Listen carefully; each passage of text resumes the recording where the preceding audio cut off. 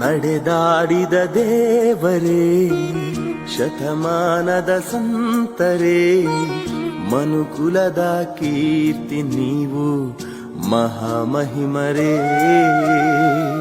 ಶಾಂತಿಯ ಹಾಗೆ ಒಂದು ಹೆಸರು ಬಂದಿತ್ತು ಆಲ್ವರ್ತಿ ಅಂತ. ನಾನು ಅದ್ರ ಬಗ್ಗೆ ಗಮನ ಕೊಟ್ಟಿರ್ಲಿಲ್ಲ. ಆದ್ರೆ 2 ವರ್ಷದ ಹಿಂದೆ ಅಜ್ಜರು ಹೀಗೆ ಕೊಳದ ಹತ್ರ ಬಂದು ಕುತ್ಕೊಂಡು ಅನುಷ್ಠಾನ ಮಾಡಿದಾಗ ನನಗೆ ತುಂಬಾ ಆ ಶಬ್ದ ಮತ್ತೆ ಈ ಶಬ್ದ ಎಲ್ಲ ಒಂದೇ ತರ ಇದೆ ಅಲ್ಲ ಅಂತ ಹೇಳಿ ಯೋಚನೆ ಮಾಡಿದಾಗ ಮತ್ತೆ ಅದ್ರ ಬಗ್ಗೆ ಹೆಚ್ಚಿನ ವಿವರಣೆಯನ್ನ ತಿಳ್ಕೋಬೇಕು ಅಂತೇಳಿ ಪ್ರಯತ್ನ ಮಾಡಿ ಮತ್ತೆ ಆ ಹಸ್ತಪ್ರತಿಯನ್ನ ನಾನು ಪಡೆದೆ. ಆ ಹಸ್ತಪ್ರತಿ ಆಕ್ಚುಲಿ ಹೇಳ್ಬೇಕಂದ್ರೆ ಚಿರಸ್ಥಳ್ಳಿಯಲ್ಲಿ ನಮಗೆ ಚನ್ನವೀರ ಸ್ವಾಮಿ ಬಸವಣ್ಣ ಅವ್ರ ಬಗ್ಗೆ ಹೇಳ್ತಕ್ಕಂಥ 3 ದಾಖಲೆಗಳು ಸಿಕ್ಕಿದೆ.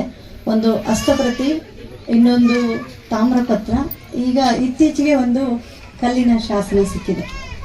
ಅದರಲ್ಲಿ ಅರಸನ ಮಠದ ಚನ್ನಬಸವ ಅಂತ ಹೇಳಿ ಬರ್ತಾ ಇದೆ. ಅವರು ಚಿರಸ್ಥಳಿ ಗ್ರಾಮವನ್ನ ದಾನ ಕೊಟ್ಟಿದ್ದ ಬಗ್ಗೆ ಹೇಳ್ತಾ ಇದೆ. ಅಲ್ಲಿ ಕಾಲ ಹೇಳಿಲ್ಲ. ಅದರಲ್ಲಿ ಇಮ್ಮಡಿ ಬಸವಂತ ನಾಯಕ ಅಂತ ಬರ್ತಾ ಇತ್ತು. ಹಾಗೇನೆ ಹಸ್ತಪ್ರತಿಯಲ್ಲಿ ಕಾಲ ಹೇಳಿದೆ, ರಾಜನ ಹೆಸರು ಹೇಳಿಲ್ಲ. ಹರಿಪುರದ ಅರಸ ಅಂತ ಬರ್ತಾ ಇದೆ. ಆದರೆ ಕಾಲ ಬಂದು 1704 ಅಂತ ಇದೆ. 1704 ಅದು ವಿವರಣೆ ಕೊಡ್ತಾ ಹೋಗ್ತಾರೆ. ನನಗೆ ಹಾಲುವರ್ತಿ ಗೊತ್ತಿತ್ತು, ಬಟ್ ಆ ಹಸ್ತಪ್ರತಿಯಲ್ಲಿರತಕ್ಕಂಥ ಇನ್ನೂ 2 ಜಾಗಗಳ ಬಗ್ಗೆ ಗೊತ್ತಿರಲಿಲ್ಲ. ಅದರಲ್ಲಿ ಏನು ಹೇಳುತ್ತೆ ಅಂದರೆ, ಕಲ್ಮಠದ ಮುಂದಿರ್ತಕ್ಕಂಥ ಎಲ್ಲ ಸ್ಥಳವನ್ನ ಆ ಮಠಕ್ಕೆ ವಾಪಸ್ ದಾನ ಮಾಡ್ತಾ ಇದ್ದೀವಿ. ಅದರ ನಂತರದಲ್ಲಿ ಎದುರು ತೇರ್ ಬಸವನ ಗುಡಿಯನ್ನ ಕಟ್ಟಿಸಿದ್ದು. ಹಾಗೇನೆ ಆಲ್ವರ್ತಿಯನ್ನ ತಮ್ಮ ಗುರುಗಳಿಗೆ ಲಿಂಗಾಭಿಷೇಕಕ್ಕಾಗಿ ನಾವು ಕಟ್ಟಿಸ್ಕೊಡ್ತಕ್ಕಂಥದ್ದು. ಅದ್ರ ಜಾಗದಲ್ಲಿ ಸುತ್ತಮುತ್ತ ಇರ್ತಕ್ಕಂಥ 10 ಗಿದ್ನ ಬೀಜಾವರಿ ಭೂಮಿಯನ್ನ ದಾನವಾಗಿ ಕೊಟ್ಟಿರ್ತಕ್ಕಂಥದ್ದು. ಅದು ಏನಂದ್ರೆ ಹಟ್ಮಳಲ್ಲಿರ್ತಕ್ಕಂಥ 12 ಜನ ದೇವಸ್ಥರನ್ನ ತಗೊಂಡ್ಬಿಟ್ಟು ನಾವು ಇದನ್ನ ಮಠಕ್ಕೆ ಬಿಟ್ಕೊಡ್ತಾ ಇದ್ದೀವಿ ಅಂತ ವಿವರಣೆ ಇರ್ತಕ್ಕಂಥದ್ದು. ಆಮೇಲೆ ಕುಂಬ ಸದಾಶಿವಪ್ಪ ಅವ್ರಿಗೆ ಬುಕ್ ಓದಬೇಕಾದ್ರೆ ಕುರುಬಗೇರಿಯಲ್ಲಿ ಒಂದು ಅರಸನ ಮಠ ಇದೆ ಅಂತ ಹೇಳಿದ್ರು. ಹಾಗಾದ್ರೆ ಹಾಲ್ವರ್ತಿ ಮತ್ತೆ ಕುರುಬಗೇರಿಯ ಮಠವನ್ನ ನಾನು ಪರಿಶೀಲನೆ ಮಾಡಿದ್ರೆ ಏನಾದರೂ ದಾಖಲೆಗಳು ಸಿಗ್ಬೋದು ಅಂತೇಳಿ ಆ ಮಠಕ್ಕೆ ಹೋದೆ. ಆ ಮಠದಲ್ಲಿ ವಿಶೇಷ ಏನಂದ್ರೆ, ಅಲ್ಲಿ 12ನೇ ಶತಮಾನದ ಕಲ್ಯಾಣಿ ಚಾಲುಕ್ಯರ ದೇವಸ್ಥಾನ ಇರ್ತಕ್ಕಂಥ ಕುರುಹುಗಳು ಇದ್ದಾವೆ. ಇತ್ತೀಚಿನ ಪಾಳೆಗಾರರು ಕಟ್ಟಿಸಿರ್ತಕ್ಕಂಥ ಮಠನೂ ಹೋಗೋದು. ಆಮೇಲೆ ಅಲ್ಲಿ ಒಂದು ಬಸವಣ್ಣ ಮತ್ತೆ ಲಿಂಗನೂ ಇದೆ. ತುಂಬ ಅದ್ಭುತವಾಗಿರ್ತಕ್ಕಂಥ ಸ್ವಲ್ಪ ಇರ್ತಕ್ಕಂಥ ಇದಿದೆ. ಚೆಕ್ ಮಾಡಿದಾಗ ಅವ್ರ ಜೊತೆಗೆ ಅಲ್ಲಿರ್ತಕ್ಕಂಥ ಗ್ರಾಮಸ್ಥರನ್ನೆಲ್ಲ ಕೂತ್ಕೊಂಡು ಮಾತಾಡಿದಾಗ, ಇಲ್ಲಿ ಎದುರುಗಡೆ ಒಂದು ಸಣ್ಣ ದೇವಸ್ಥಾನ ಇದೆ ಮೇಡಮ್, ಅಲ್ಲಿ ಕರ್ಕೊಂಡು ಹೋಗ್ತೀನಿ ಬನ್ನಿ ಅಂತಂದ್ರು. ಅದು ಕುರುಬಗೇರಿಯ ಮಠದಿಂದ ಒಂದು 500 ಮೀಟರ್ ದೂರದಲ್ಲಿ ಇರ್ಬೋದು ಅದು. ಅಲ್ಲಿ ಹೋದಾಗ ಇದಕ್ಕೇನು ಹೇಳ್ತೀರಿ ಅಂತ ಕೇಳಿದೆ. ಅವಾಗ ಮಟ್ಟಿ ತೇರ್ ಬಸವಣ್ಣ ಅಂತ ಅಂದ್ರು. ನನಗೆ ತಕ್ಷಣ ಉಳಿದ್ಬಿಡ್ತು ಏನಂದ್ರೆ, ಈ ಕುರುಬಗೇರಿ ಮಠಕ್ಕೂ ಮತ್ತೆ ಇಲ್ಲಿರ್ತಕ್ಕಂಥ ಬಸವಣ್ಣನ ಮಠಕ್ಕೂ ಅದ್ರ ಹಿಂಭಾಗದಲ್ಲಿ ಗೋಸಾಯಿ ಗುಡ್ಡದ ಹಿಂದಿರ್ತಕ್ಕಂಥ ಆಲ್ವರ್ತಿಗೂ ಅವ್ರು ಏನು ಹಸ್ತಪ್ರತಿಯಲ್ಲಿ ದಾಖಲೆ ಕೊಟ್ಟಿದ್ದಾರೆ ಅದೆಲ್ಲ ಇದೆ ಅಂತೇಳಿ. ಆದ್ರೆ ಆ ಅರಸ 1704 ಬರ್ತಕ್ಕಂಥ ಅರಸ ಯಾರು ಅಂತ ನಾವು ನೋಡ್ಬೇಕು. ಯಾಕಂದ್ರೆ ಹಸ್ತಪ್ರತಿಯಲ್ಲಿ ಅರಸನ ಹೆಸರಿಲ್ಲ. ಹಾಗಾಗಿ ಅದನ್ನ ಚೆಕ್ ಮಾಡಿದಾಗ ಮುಮ್ಮಡಿ ಬಸಪ್ಪ ನಾಯಕ ಅಂತೇಳಿ ಬರ್ತಾರೆ. ಎಷ್ಟೋ ಜನ ಮೊನ್ನೆನೂ ಕೂಡ ನಾಟಕ ಮಾಡಿದಾಗ ಕೂಡ ಸೋಮಶೇಖರ ನಾಯಕನ ಹೆಸರು ಹೇಳಿದ್ರು. ಸೋಮಶೇಖರ ನಾಯಕನಕಿನ 60-70 ವರ್ಷದ ಹಿಂದಿನ ಇತಿಹಾಸ ನಮ್ಮ ಹಾಲ್ವರ್ತಿಗಿದೆ. ಸೋಮಶೇಖರ ನಾಯಕ ನಂತರದಲ್ಲಿ ಬರ್ತಕ್ಕಂಥದ್ದು. ಅಂದ್ರೆ ಇವ್ರನ್ನ ಏನು ಹೇಳಿದೆ, ಸ್ವಾಮೀಜಿಗಳಿಂದ ಲಿಂಗ ದೀಕ್ಷೆಯನ್ನ ತಗೊಂಡು ಅವರಲ್ಲಿ ಬಹಳ ಸ್ಪಷ್ಟವಾಗಿ ಹೇಳ್ತಾರೆ, ಲಿಂಗ ದೀಕ್ಷೆಯನ್ನ ತೆಗೆದುಕೊಂಡ್ಮೇಲೆ ಗುರು ಕಾಣಿಕೆಯಾಗಿ ಚನ್ನಬಸವೇಶ್ವರ ಅವರಿಗೆ ಈ ಇದನ್ನ ಹಾಲ್ವರ್ತಿಯನ್ನ ಲಿಂಗ ಪೂಜೆಗೋಸ್ಕರ ಪ್ರತ್ಯೇಕವಾದ ಕೊಳವನ್ನು ನಿರ್ಮಿಸಿದರು ಅಂತ ಬರ್ತಾರೆ. ಹಾಗಾಗಿ ಅಲ್ಲಿ ಅವರು ಅರಸನ ಮಠ ಅಂತ ಕರೀತಕ್ಕಂಥದ್ದು ಕುರುಬಗೇರಿಯಲ್ಲಿ ಇದೆ. ಚಿರಸ್ಥಳಿಯಲ್ಲಿ ಅರಸನ ಮಠದ ಚನ್ನಬಸವ ಅಂತೇಳಿ ಕಲ್ಲಲ್ಲಿದೆ. ಈ ಅರಸನ ಮಠ ಮತ್ತೆ ಚಿರಸ್ಥಳಿಯಲ್ಲಿ ಪ್ರಸ್ತಾಪ ಮಾಡಿರ್ತಕ್ಕಂಥ ಅರಸನ ಮಠ ಒಂದೇ ಅನ್ನೋದಾಗುತ್ತೆ. ನಾನು ಹಾಗೆ ಹೇಳಿದ್ನಲ್ಲ, ಚಿರಸ್ಥಳಿಯಲ್ಲಿ ಇನ್ನೊಂದು ತಾಮ್ರ ಲಿಪಿ ಇದೆ, 4 ಹಾಳೆ ಇರೋದು. 2 ಹಾಳೆ ಹಿಂದೆ ಮುಂದೆ ಬರೆದಿರ್ತಕ್ಕಂಥದ್ದು, ಒಟ್ಟು 3 ಪುಟಗಳಲ್ಲಿ ಇರ್ತಕ್ಕಂಥದ್ದು. ಅದರಲ್ಲಿ ಕೂಡ ಚನ್ನಬಸವ ಅವರ ಹೆಸರು ಬರ್ತಾ ಇದೆ. ಚನ್ನವೀರ ಅವರು ಅಲ್ಲಿ ಮಾತ್ರ ಚನ್ನಬಸವ ಅಂತ ಮಾತ್ರ ಶಾಸನ, ತುಂಬಾ ಚಿಕ್ಕ ಶಾಸನ. ಲಿಂಗಮುದ್ರೆ ಇರ್ತಕ್ಕಂಥ ಶಾಸನ. ಲಿಂಗಮುದ್ರೆಯಲ್ಲಿ ಒಂದೊಂದ್ಸತಿ ತುಂಬಾ ವಿವರಣೆಯನ್ನು ಕೊಡೋದಿಲ್ಲ, ಪೂರ್ತಿ ಹೆಸರನ್ನು ಕೊಡೋದಿಲ್ಲ. ಹಾಗಾಗಿ ಚನ್ನಬಸವ ಅರಸನ ಮಠದ ಚನ್ನಬಸವ ಅವರಿಗೆ ನಮ್ಮ ಇಮ್ಮಡಿ ಬಸವಂತ ನಾಯಕ ಬಿಟ್ಟ ಗ್ರಾಮ ಅಂತ ಬರ್ತದೆ. ಹೀಗೆ ನಾವು ದಾಖಲೆಗಳನ್ನೆಲ್ಲ ಹುಡುಕಂತ ಹೋದಾಗ ನಮ್ಮ ಕಾಲಘಟ್ಟಗಳು ಸಿಗ್ತಾ ಹೋಗ್ತವೆ.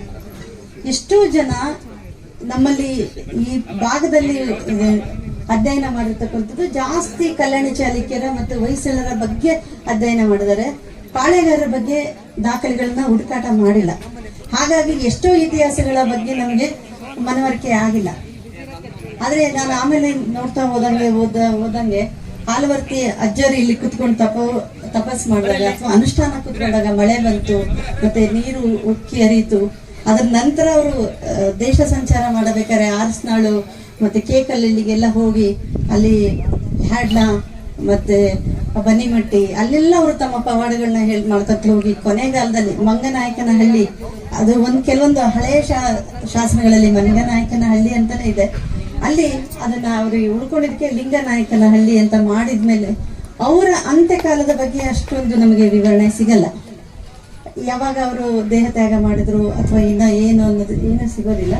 ಆದ್ರೆ ಅಲ್ಲೊಂದು ಪವಾಡದಲ್ಲಿ ಏನ್ ಹೇಳ್ತಾರೆ, ಅವರು ದೇಹ ತ್ಯಾಗ ಮಾಡಿದ್ಮೇಲೆ ಅವರ ಮಂಚ ಮತ್ತು ಬೆತ್ತ ನೀರಲ್ಲಿ ಬಂತು, ಅವಾಗ ನಾವಲ್ಲಿ ಇಟ್ವಿ ಅಂತ ಹೇಳಿ ಪಾದಕೆಗಳು ಕೂಡ ಅಲ್ಲಿ ಸಿಕ್ಕು ಅಂತ ಹೇಳ್ತಾರೆ. ಅವರ ಪವಾಡಗಳ ಬಗ್ಗೆ ಹೇಳ್ತಾರೆ. ಅಥವಾ ಈಗ ನನಗೆ ದಾಖಲೆ ಸಿಕ್ಕಿದ್ರ ಪ್ರಕಾರ ಅವರು ಹತ್ಮಳಲ್ಲಿ ವಾಸ ಇದ್ರು. ಆಮೇಲೆ ಗೋಸಾಯಿ ಗುಡ್ಡ ಒಂದು ಔಷಧಿ ಗಿಡಗಳ ಮೂಲ ಸ್ಥಾನ. ಅಲ್ಲಿ ಬರ್ತಕ್ಕಂಥ ಮಳೆಯಿಂದ ಬರ್ತಕ್ಕಂಥ ನೀರು ಭೂಮಿಯಲ್ಲಿ ಹಾವಿಯಾದ ಒಳಗಡೆ ಸೇರ್ಕೊಂಡಿತ್ತು. ಅಂತರ್ಜಲ ಆದ್ರೂ ಕೂಡ ಅದರಲ್ಲಿ ಔಷಧಿ ಗುಣಗಳು ಇರ್ತವೆ. ಹಾಗಾಗಿ ಆಲ್ವರ್ತಿ ಅಲ್ಲಿ ಇರ್ತಕ್ಕಂಥ ಕೊಳದಲ್ಲಿರ್ತಕ್ಕಂಥ ನೀರು ಕೂಡ ಅಷ್ಟೇ ಪವಿತ್ರವಾಗಿರ್ತಕ್ಕಂಥದ್ದು, ಔಷಧಿಯುತವಾಗಿರ್ತಕ್ಕಂಥದ್ದು. ಹಾಗಾಗಿ ಆ ಕಾಲದಲ್ಲಿ ಇದು ಸುತ್ತಮುತ್ತ ನಾನು ಹೇಳ್ತಾ ಇರೋದು 320 ವರ್ಷಗಳ ಹಿಂದೆ. ನಾವು ಈಗ ನೋಡ್ತಕ್ಕಂಥದ್ದು ಸ್ವಲ್ಪ ಬಂಜರು ತರ ಕಂಡ್ರು ಕೂಡ ಅವತ್ತು ಗುಡ್ಡಗಾಡು ಜೊತೆಗೆ ಮರ ಗಿಡಗಳನ್ನು ಕೂಡ ಹೆಚ್ಚಾಗಿರ್ಬೇಕು, ಮತ್ತೆ ಕಾಡು ಪ್ರಾಣಿಗಳು ಹೆಚ್ಚಿರ್ಬೇಕು. ಯಾಕಂದ್ರೆ ಅವ್ರ ಪವಾಡದಲ್ಲಿ ಹುಲಿದ ಬಗ್ಗೆನೂ ಪ್ರಸ್ತಾಪ ಬರ್ತದೆ. ಹುಲಿನ ಹಾಗೆ ಕಳಿಸ್ಬಿಡೋದು, ಅವ್ರ ಮಾತನ್ನ ಕೇಳುತ್ತೆ ಆ ಹುಲಿ. ಆತರ ಒಂದೊಂದು ಪವಾಡಗಳು ಕೂಡ ಬಹಳ ಇಲ್ಲಿ ಕುತ್ಕೊಂಡು ಅವರು ತಪಸ್ ಮಾಡಿದ್ಮೇಲೆ ಇಲ್ಲಿರ್ತಕ್ಕಂಥ ಎಲ್ಲಾ ಭಕ್ತಾದಿಗಳಿಗೆ ಅವರು ಯಾವುದೇ ಜಾತಿಯನ್ನ ನೋಡದೆ ಯಾರ್ಯಾರು ಶಿವನಲ್ಲಿ ನಂಬಿಕೆಯನ್ನು ಇಟ್ಟಿರ್ತಾರೆ ಅಥವಾ ತಾವು ಭಕ್ತಿಯಿಂದ ಪೂಜೆ ಮಾಡ್ತೀವಿ ಅಂತಾರೆ ಅವ್ರಿಗೆಲ್ಲ ಲಿಂಗಧಾರಣೆ ಮಾಡ್ತಕ್ಕಂಥದ್ದು.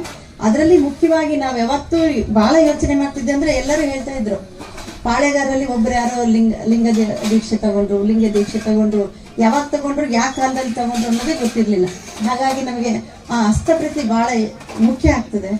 1704ರಲ್ಲಿ ಅವರು ಲಿಂಗಧಾರಣೆಯ ನಂತರ ಇಲ್ಲಿರ್ತಕ್ಕಂಥ ಚನ್ನವೀರ ಸ್ವಾಮೀಜಿಗಳಿಗೆ ಅದಕ್ಕಿಂತ ಮುಂಚೆ ಅಲ್ಲಿ ಮಠಕ್ಕೆ ಒಂದು ಜಾಗವನ್ನು ಕೊಡ್ತಕ್ಕಂಥದ್ದು, ಅದಾದ್ಮೇಲೆ ತೇರ್ ಬಸವನ ಗುಡಿಯನ್ನ ಕಟ್ಟಿಸ್ತಕ್ಕಂಥದ್ದು. ಆ ನಂತರ ಇಲ್ಲಿ ಹಾಲ್ವರ್ತಿಯನ್ನ ಅವ್ರಿಗೆ ಪ್ರತ್ಯೇಕವಾಗಿ ಲಿಂಗ ಪೂಜೆಗೋಸ್ಕರನೇ ಪ್ರತ್ಯೇಕವಾಗಿ ಕೊಳವನ್ನ ನಿರ್ಮಿಸಿ ಅದಕ್ಕೆ ಆಲ್ವರ್ತಿ ಅಂತ ಇಟ್ರು ಅಂತ ಹೇಳಿ ದಾಖಲೆ ಬರುತ್ತೆ.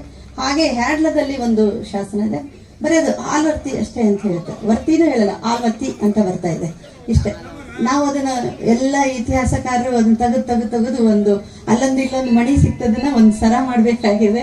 ಇನ್ನು ಅದಕ್ಕೆಲ್ಲ ಮಠಗಳಲ್ಲಿ ಇರ್ತಕ್ಕಂಥವ್ರು, ಹಾಗೇನೆ ನಮ್ಮ ಬೆಟ್ಟನಗೌಡರು ಕೂಡ ಮನೆಯಲ್ಲಿ ತುಂಬಾ ಹಸ್ತಪ್ರತಿಗಳು ಇದಾವೆ ಅಂತಾರೆ, ಅವರೆಲ್ಲ ನಮಗೆ ಸಹಕಾರ ಕೊಡಬೇಕು. ಹಾಗೇನೆ ಈಗ ಚಂದ್ರಶೇಖರಯ್ಯನವರು ಇದ್ರು, ಅವರು ಕೂಡ, ಯಾಕಂದ್ರೆ ಹಳೆಯ ಇತಿಹಾಸವನ್ನ ತಿಳ್ಕೊಳಕ್ಕೆ ನಮ್ಗೆ ತುಂಬಾ ತೊಂದರೆ ಆಗ್ತಾ ಇದೆ. ಈಗ ಎಷ್ಟೋ ಜನ ಕೊಡೋದಿಲ್ಲ, ತೋರಿಸೋದಿಲ್ಲ, ಪೂಜೆ ಇಟ್ಟಿದ್ದೀವಿ ನಾವು ಕೊಡೋದಿಲ್ಲ ಅಂತ ಹೇಳ್ಬಿಡ್ತಾರೆ.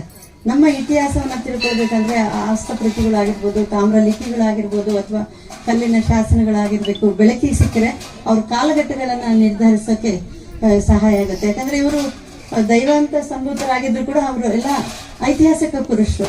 ನಾವು ಇತಿಹಾಸವನ್ನ ಮರ್ತಾಗ ಅಥವಾ 300 ವರ್ಷದ ಇತಿಹಾಸವನ್ನ ಹೇಳಬೇಕು ಅಂದಾಗ ಬಹಳ ಮುಖ್ಯವಾಗಿ ಬೇಕಾಗಿರ್ತಕ್ಕಂಥದ್ದು ದಾಖಲೆಗಳು.